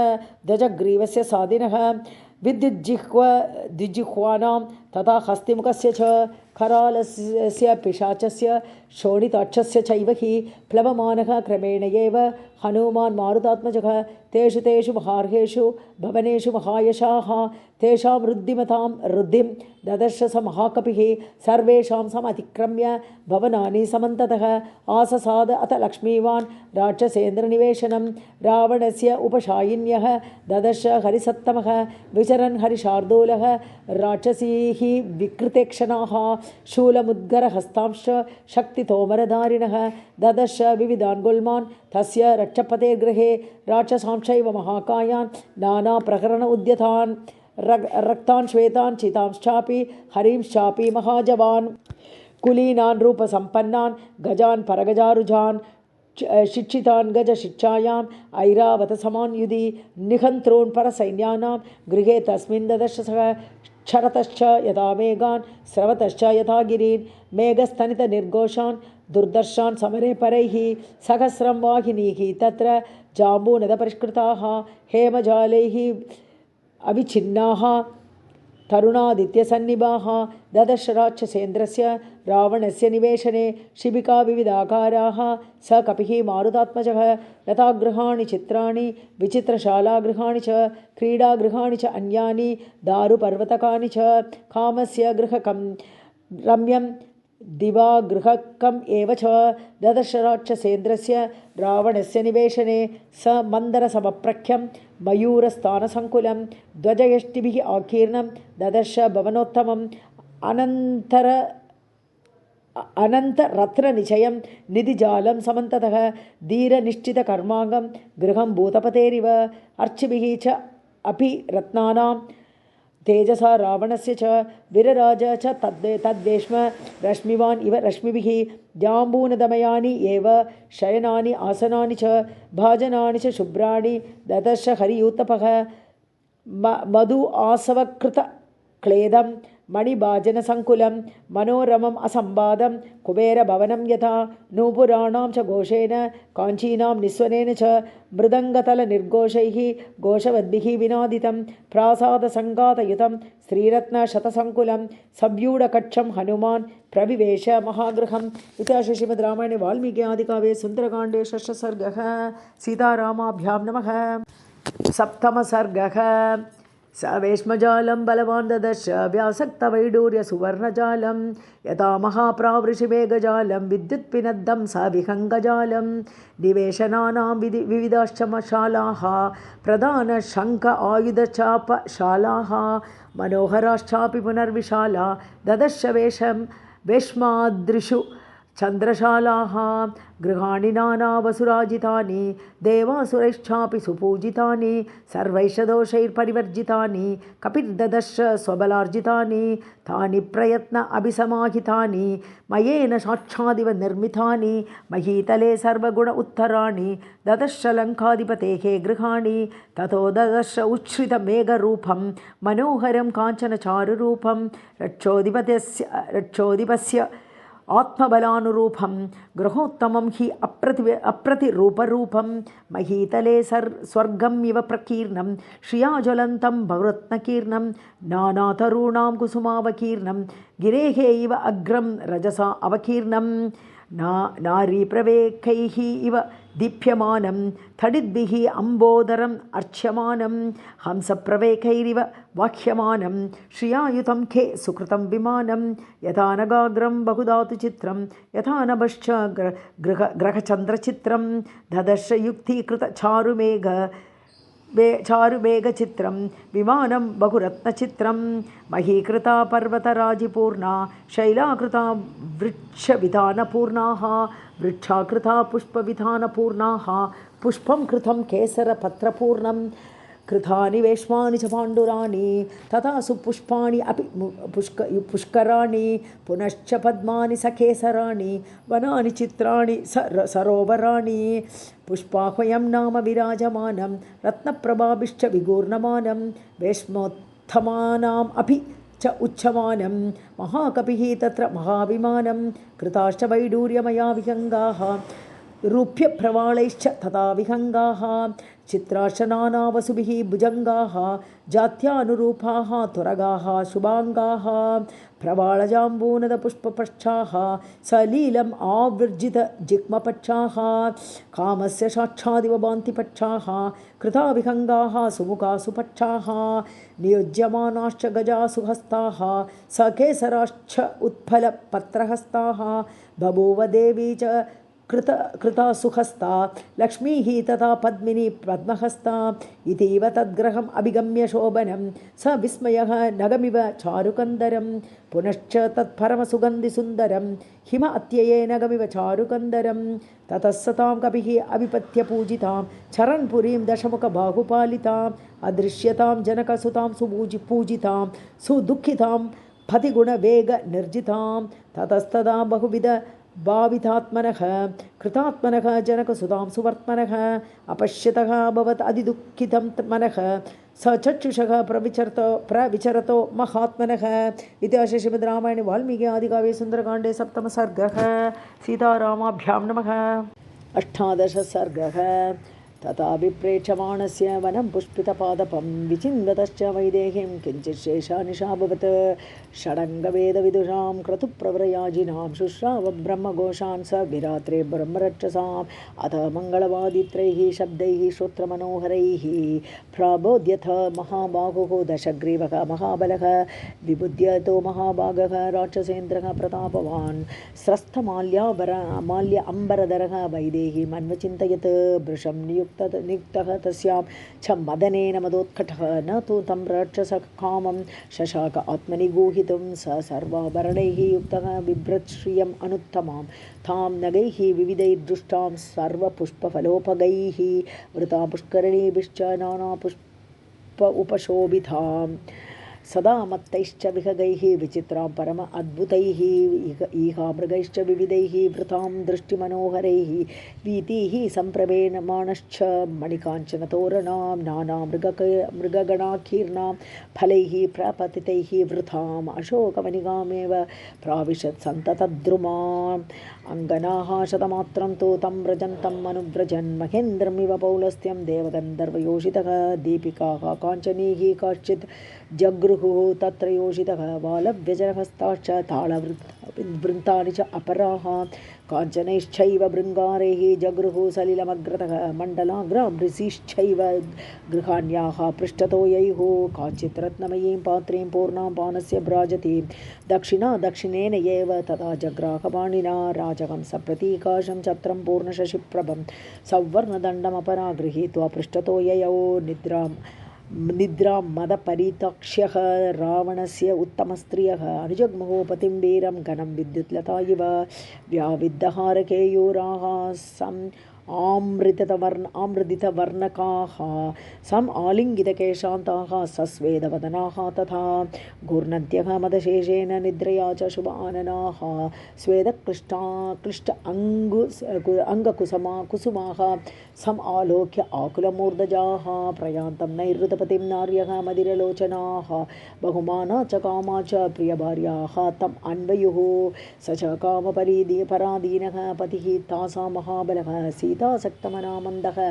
मन्द अञ्चितगतिर्बभौ ततः काञ्चीनिनादं च नूपुराणां च निस्वनं शुश्राव परमस्त्रीणां कपिः मारुतनन्दनः तं च अप्रतिमकर्माणं अचिन्त्य बलपौरुषं द्वारदेशम् अनुप्राप्तं ददर्श हनुमान् कपिः दीपिकाभिः अनेकाभिः समन्तादवभासितं गन्धतैल अवसिक्ताभिः द्रियमाणाभिः अग्रतः कामदर्पमदैः युक्तं जिह्मताम्रायत ईक्षणं समक्षं इव कन्दर्पम् अपविद्धशरासनं मथित अमृतफेनाभम् अरजो वस्त्रम् उत्तमं स पुष्पम् अवकर्षन्तं विमुक्तं सक्तम् अङ्गदे तं पत्रविटपे लीनः पत्रपुष्पशतावृतः समीपम् उपसङ्क्रान्तं विज्ञातुम् उपचक्रमे अवेक्षमाणः तु तदा ददर्श कपिकुञ्जरः रूपयौवनसम्पन्नाः रावणस्य वरस्त्रियः ताभिः परिवृतः राजा स्वरूपाभिः महायशाः तन्मृगद्विजसङ्गुष्टं प्रविष्टः प्रमदावनं क्षीभः विचित्र आभरणः शङ्कुकर्णः महाबलः तेन विश्रवसः पुत्रः स दृष्टः राक्षसाधिपः मृतः परमनारीभिः ताराभिर् इव चन्द्रमाः तं ददर्श महातेजाः तेजोवन्तं महाकपिः रावणो अयं महाबाहुः इति सञ्चिन्त्य वानरः सो अयमेव पुराशेते पुरमध्ये गृहोत्तमे अवप्लुतः महातेजा हनुमान् मारुतात्मजः स तथापि उग्रतेजाः स निर्धूत तस्य तेजसा पत्रे गुहान्तरे सक्तः मतिमान् संवृतो अभवत् स ताम् असितकेशान्तां शुश्रोणीं संहतस्तनीं दिदृक्षुः असितापाङ्गीम् उपावर्तत रावणः इतिहासे श्रीमद्रामायणे वाल्मीकि आदिकाव्ये सुन्दरकाण्डे 18 सर्गः सीतारामाभ्यां नमः।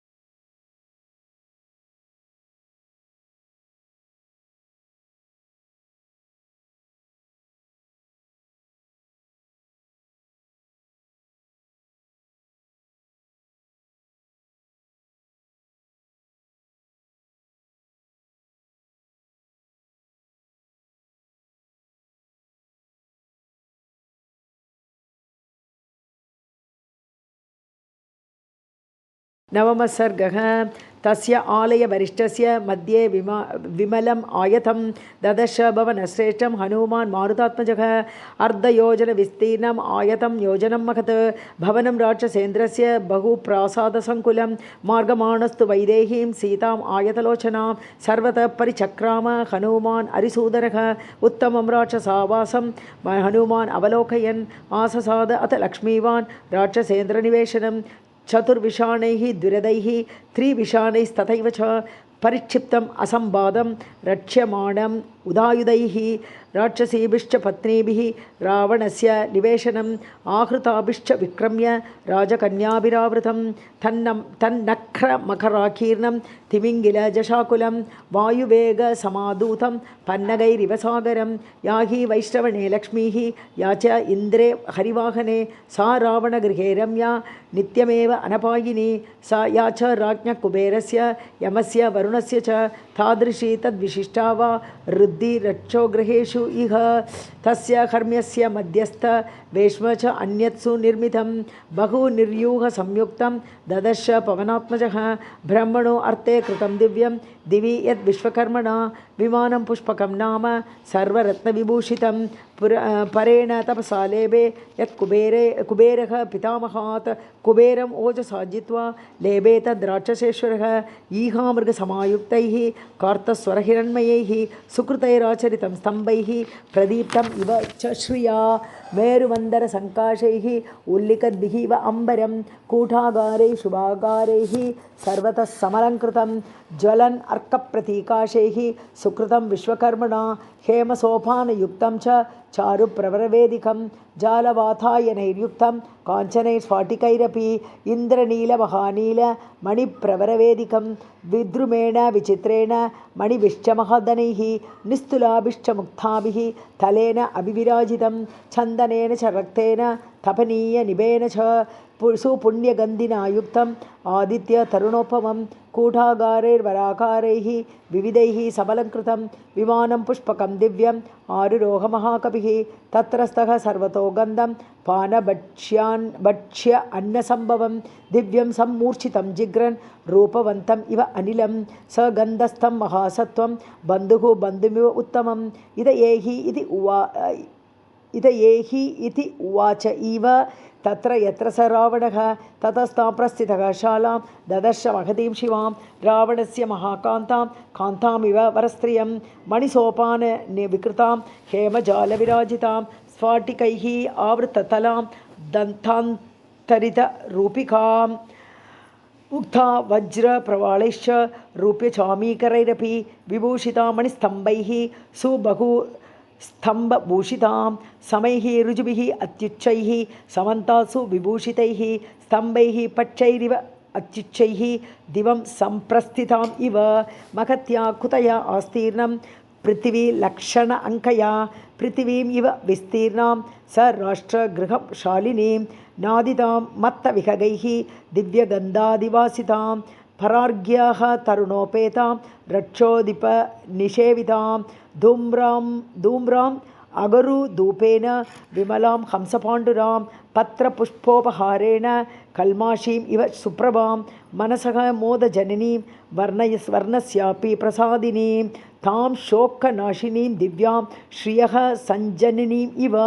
इन्द्रियाणि इन्द्रियार्थैस्तु पञ्चविरुत्तमैः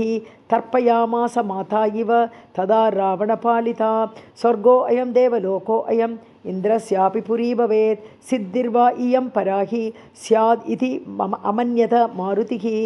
प्रध्यायत इव अपश्यत् प्रदीपान् तत्र काञ्चनान् दूर्तानिव महादूर्तैः देवनेन पराजितान् दीपानां च प्रकाशेन तेजसा रावणस्य च अर्चिभिः भूषणानां च प्रदीप्त इति अभ्यमन्यत ततो अपश्यत् कुतासीनं नानावर्ण अम्बरस्रजं सहस्रं वरनारीणां नानावेशविभूषितं परिवृत्ते अर्धरात्रे तु पाननिद्रावशङ्गतं क्रीडित्वा उपरतं रात्रौ प्रसुप्तं बलवत्तदा तत्प्रसुप्तं विरुचे निशब्दान्तरभूषितं निःशब्दहंस भ्रमरं यथा पद्मवनं महत् तासां संवृतदान्तानि मीलित अक्षीणि मारुतिः अपश्यत् पद्मगन्धीनि वदनानि सुयोषितां प्रबुद्धानि व पद्मानि तासां भूत्वा क्षपाक्षये पुनः संवृतपत्राणि रात्रौ इव बभुः तथा इमानि मुखपद्मानि नियतं मत्तषट्पदाः अम्बुजानि व पुल्लानि प्रार्थयन्ति पुनः पुनः इति वा अमन्यत श्रीमान् उपपत्या महाकविः मेनेः गुणतस्थानि समानि सलिलोद्भवैः सा तस्य शुशुभे शाला ताभिः स्त्रीभिः विराजिता शारदीव प्रसन्नाद्यौः ताराभिः अशोभिता स च ताभिः परिवृत्तः शुशुभे राक्षसाधिपः यथा हि उडुपतिः श्रीमान् ताराभिरिव संवृतः याश्चवन्ते अम्बरात् ताराः पुण्यशेषसमावृताः इमास्ताः सङ्गताः कृष्णा इति मेने हरिः तदा ताराणामिव सुव्यक्तं महतीनां शुभ अर्चिषां प्रभावर्णप्रसादाश्च विरेजुः तत्र योषितां व्यावृत्तकचपीनस्रक् प्रकीर्णवरभूषणाः पानव्यायामकालेषु निद्रा उपगतचेतसः व्यावृत्ततिलका काश्चित् उद्भ्रान्तनूपुराः पार्श्वे गलितहाराश्च काश्चित् परमयोषितः मुक्ताहारवृताश्च अन्याः काश्चित् प्रस्रस्थवाससः व्याविद्धरशनाधामाः किशोर्य इव वाहिताः अकुण्डलधराश्च अन्या विच्छिन्न मृदितस्रजः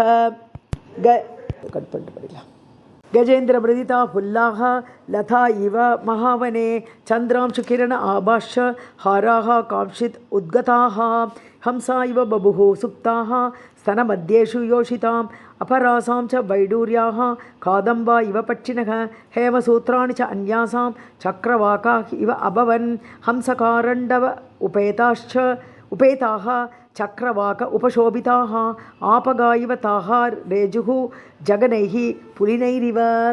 किङ्किणीजालसङ्काशाः ताः हेम विपुल अम्बुजाः भावग्राः यशस्तीराः सुप्ता नद्यैव आबभुः मृदङ्गेषु कासाञ्चित् कुशाग्रेषु च संस्थिताः बभूवुः भूषणानि इव शुभाभूषणराजयः अंशुकान्ताश्च कासांश्चित् मुखमारुतकम्पिताः उपरि उपरि वक्त्राणां व्यादूयन्ते पुनः पुनः ताः पताका इव उद्धूताः पत्नीनां रुचिरप्रभाः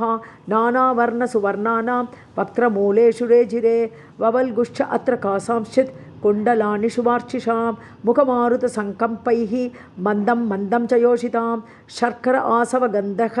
स प्रकृत्या सुरभिः सुखः तासां वदन निःश्वासः सिषेवे रावणं तदा रावण आनन शङ्काश्च काश्चिद् रावणयोषितः मुखानि च सपत्नीनाम् उपाजिघ्रन् पुनः पुनः अत्यर्थं सक्तमनसः रावणेता वरस्त्रियः अस्वतन्त्राः सपत्नीनां प्रियमेव आचरन् तदा बाहून् उपनिदाय अन्याः परिहार्य विभूषितान् अंशुकानि च रम्याणि प्रमदाः तत्र शिशिरे अन्या वक्षसि च अन्याः तस्याः काचित् पुनर्भजम् अपरा तु अङ्कम् अन्यासाः तस्याश्च अपि अपराकुचौ ऊरु पार्श्वकटिपृष्ठम् अन्योन्यस्य समाश्रिताः परस्परनिविष्ट अङ्ग्यः मदस्नेहवशानुगाः अन्योन्यस्य अङ्गसंस्पर्शात् प्रीयमाणाः सुमध्यमाः एकीकृतभुजा सर्वाः सुषुभुः तत्र योषितः अन्योन्यभुजसूत्रेण स्त्रीमाला ग्रथिता हि सा मालेव ग्रथिता सूत्रे शुशुभे मत्तषट्पदा लतानामादवे मासि पुल्लानां वायुसेवनात् अन्योन्यमालग्रथितं संसक्तकुसुमोच्छयं प्रतिवेष्टितसुस्कन्दम् अन्योन्य भ्रमराकुलम् आसीद्वनमिव उद्धूतं स्त्रीवनं रावणस्य तत् उचितेषु अपि सुव्यक्तं न तासां योषितां तदा विवेकः शक्य आदातुं भूषण अङ्ग अम्बरस्रजां रावणे सुखसंविष्टे ताः स्त्रियः विविधप्रभाः ज्वलन्तः काञ्चनादीपाः प्रेक्षन्तः निमिषा इव राजऋषि विप्रदैत्यानां गन्धर्वाणां च योषितः रक्षसां च अभवन् कन्याः तस्य कामवशङ्गताः युद्धकामेन ताः सर्वाः रावणेन कृताः स्त्रियः समदामदनेन एव मोहिताः काश्चिदागताः न तत्र काश्चित् प्रमदा प्रसह्य वीर्य उपपन्नेन गुणेन लब्धाः न च अन्यकामपि न च अन्यपूर्वा विना वरार्हां जनकात्मजां तु न च अकुलीना न च हीनरूपा न अदक्षिणा न अनुपचारयुक्ता भार्या भवत्तस्य न हीनसत्त्वा न चापि कान्तस्य न कामनीया बभूव बुद्धिस्तु हरीश्वरस्य यदि ईदृशी राघवधर्मपत्नी इमा महाराक्षसराजभार्याः सुजातमस्येति हि साधुबुद्धेः पुनश्च सो अचिन्तयत् आत्तरूपः ध्रुवं विशिष्टाः गुणतः हि सीता अथ अयम् अस्यां कृतवान् महात्मा लङ्केश्वरः कष्टम् अनार्यकर्म इतिहासे श्रीमद्रामायणे वाल्मीकि आदिकाव्ये सुन्दरकाण्डे 9मः सर्गः सीतारामाभ्यां नमः 10मः सर्गः तत्र दिव्योपमं मुख्यं स्फाटिकं रत्नभूषितम् अवेक्षमाणः हनुमान् ददर्श शयनासनं दान्तकाञ्चनचित्राङ्गैः वैडूर्यैश्वरासनैः महार्हस्तरणोपेतैः उपपन्नं महादनैः तस्य च एकतमे देशे दिव्यमाला उपशोभितं ददर्श पाण्डुरं छत्रं ताराधिपतिसन्निभं जातरूपपरिक्षिप्तं चित्रबाणोः समप्रभम् अशोकमाला विततं ददर्श परम आसनं वालव्यजनहस्ताभिः बीज्यमानं समन्ततः गन्धैश्च विविधैर्जुष्टं वरधूपेन धूपितं परम आस्थरण आस्तीर्णम् आविखा अजिन संवृतं धामभिः वरमाल्यानां समन्तात् उपशोभितम् तस्मिन् जीमूतसङ्काशं प्रदीप्त उज्ज्वलकुण्डलं लोहिताक्षं महाबाहुं महारजतवाससं लोहितेन अनुलिप्ताङ्गं चन्दनेन सुगन्धिना सन्ध्यारक्तमिव आकाशे तोयदं स्थलितगुणं वृथम् आभरणैः दिव्यैः स्वरूपं कामरूपिणं सुवृक्षवनगुल्माढ्यं सवृक्ष वनगुल्माढ्यं प्रसुप्तम् इव मन्दरं क्रीडित्वा उपरतं रात्रौ वराभरणभूषितं प्रियं राक्षसकन्यानां राक्षसानां सुखावहं पीत्वा उपरतं चापि ददश स महाकपिः भास्वरे शयने वीरं प्रसुप्तं राक्षसाधिपं निःश्वसन्तं यथानागं रावणं वानरोत्तमः आसाद्य परम उद्विग्नः स उपासर्पथ सुभीतवत् अथ आरोहणम् आसाद्य वेदिकान्तरमाश्रितः क्षीबं राक्षसशार्दूलं प्रेक्षते स्म महाकपिः शुशुभे राक्षसेन्द्रस्य स्वपतः शयनं शुभं गन्धहस्तिनि संविष्टे यथा प्रस्रवणं महत् काञ्चन अङ्गदसन्नद्धौ ददर्श स महात्मनः विक्षिप्तौ राक्षसेन्द्रस्य भुजौ इन्द्रध्वजोपमौ ऐरावतविषाणाग्रैः आपीडन कृतव्रणौ वज्र उल्लिखितपीनांसौ विष्णुचक्रपरीक्षितौ पीनौ सुजातांसौ सङ्गतौ बलसंयुतौ सुलक्षणनखाङ्गुष्ठौ अङ्गुलीयकलक्षितौ संहतौ परिगाकारौ वृत्तौ करिकरोपमौ विक्षिप्तौ शयने शुभ्रे पञ्चशीर्षौ इव उरगौ शषक्षतज कल्पेन सुशीतेन सुगन्धिना चन्दनेन परार्घ्येन स्वनुलिप्तौ सुअलङ्कृतौ उत्तमस्त्रीविमृदितौ गन्धोत्तमनिषेवितौ यक्षपन्नगगन्धर्व देवदानवराविणौ ददर्श स कपिः तस्य बाहुशयनसंस्थितौ मन्दरस्य अन्तरे सुप्तौ महा अहि ऋषितौ इव ताभ्यां स परिपूर्णाभ्याम् उभाभ्यां राक्षसेश्वरः शुशुभे अचलसङ्काशः शृङ्गाभ्यामिव मन्दरः चूतपुन्नागसुरभिः बकुल उत्तमसंयुतः मृष्ट अन्नरससंयुक्तः पानगन्धपुरःसरः तस्य राक्षसराजस्य निश्चक्राममहामुखात् शयनस्य विनिश्वासः पूरयन्निव तद्गृहं मुक्तामणिविचित्रेण काञ्चनेन विराजिता मुकुटेन अपवृत्तेन कुण्डल उज्ज्वलित आननं रक्तचन्दनदिग्धेन तथा हारेण शोभिना पीनायथ विशालेन वक्षसा अभिविराजिता पाण्डुरेण अपविद्येन क्षौमेण शतजेक्षणं महार्हेण सुसंवीतं पीतेन उत्तरवाससा माषाराशिप्रतीकाशं निःश्वसन्दं भुजङ्गवत् गाङ्गे महति तोयान्ते प्रसुप्तम् इव कुञ्जरं चतुर्भिः काञ्चनैर्दीपैः दीप्यमानं चतुर्दिशं प्रकाशीकृतसर्वाङ्गं मेघं विद्युद्गणैरिव पादमूलगतश्चापि ददर्श सुमहात्मनः पत्नीः स प्रियभार्यस्य तस्य रक्षपते गृहे शशिप्रकाशवदना वरकुण्डलभूषणाः अम्लानमाल्याभरणाः ददर्श हरियूतपः नृत्यवादित्रकुशलाः राक्षसेन्द्रभुजाङ्खगाः वराभरणधारिण्यः निषण्णाः ददृशे कपिः वज्रवैढूर्यगर्भाणि श्रवणान्तेषु योषितां ददर्श तापनीयानि कुण्डलानि अङ्गदानि च तासां चन्द्रोपमैः वक्त्रैः शुभैः ललितकुण्डलैः विरराजविमानं तत् नभस्तारागणैरिव मदव्यायामखिन्नाः ताः राक्षसेन्द्रस्य योषितः तेषु अवकाशेषु प्रसुप्ताः तनुमध्यमाः अङ्गहारैः तथा एव अन्या कोमलैः नृत्यशालिनी विन्यस्तशुभसर्वाङ्गी प्रसुप्ता वरवर्णिनी काचिद्वीणां परिष्वज्य प्रसुप्ता सम्प्रकाशते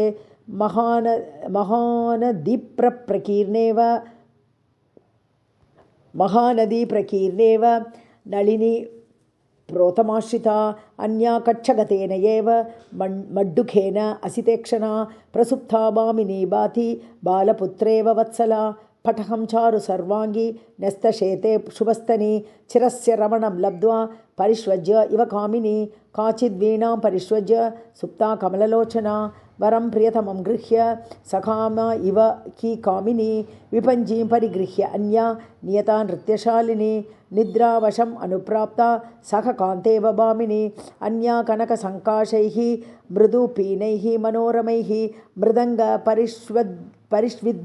विद्य अङ्गैः प्रसुप्ता मत्तलोचना भुजपाशान्तरस्तेन कच्छगेन कृशोदरी फणवेन सह अनिन्द्या सुप्तां मदकृतश्रमा डिण्डिमं परिगृह्य अन्या तथैव आसक्तडिण्डिमा प्रसुप्ता तरुणं वत्सम् उपगुह्येव भामिनी काचित् आडम्बरं नारी भुजसम्भोगपीडितं कृत्वा कमलपत्राक्षी प्रसुप्ता मदमोहिता कलशीम् अपविद्य अन्या प्रसुप्ता भाति भामिनी वसन्ते पुष्पशबला मालेव परिमार्जिता पाणिभ्यां च कुचौ काचित् सुवर्णकलशोपमौ उपगुह्य अबला सुप्ता निद्रा बलपराजिता अन्या कमलपत्राक्षी पूर्णेन्दुसदृशानना अन्याम् आलिङ्ग्य शुश्रोणीं प्रसुप्ता मदविह्वला आतोध्यानि विचित्राणि परिष्वज्य वरस्त्रियः निपीड्य च कुचैः सुप्ताः कामिन्यः कामुकानिव तासाम् एकान्तविन्यस्ते शयानं शयने शुभे ददर्श रूपसम्पन्नाम् अथ तांसकपिस्त्रियम् मुक्तामणिसमायुक्तैः भूषणैः सुविभूषिता विभूषयन्तीमिवश्च श्वश्रिया भवनोत्तमं गौरीं कनकवर्णाभाम् इष्टाम् अन्तःपुरेश्वरीं कपिः मन्दोदरीं तत्र शयानं चारुरूपिणीं सतां दृष्ट्वा महाबाहुः भूषितां मारुतात्मजः तर्कयामास सीतेति रूपयौवनसम्पदा हर्षेण महतायुक्तः ननन्द हरियोतपः आस्फुटयामास चुचुम्बपुच्छं ननन्दचिक्रीड जगौ जगाम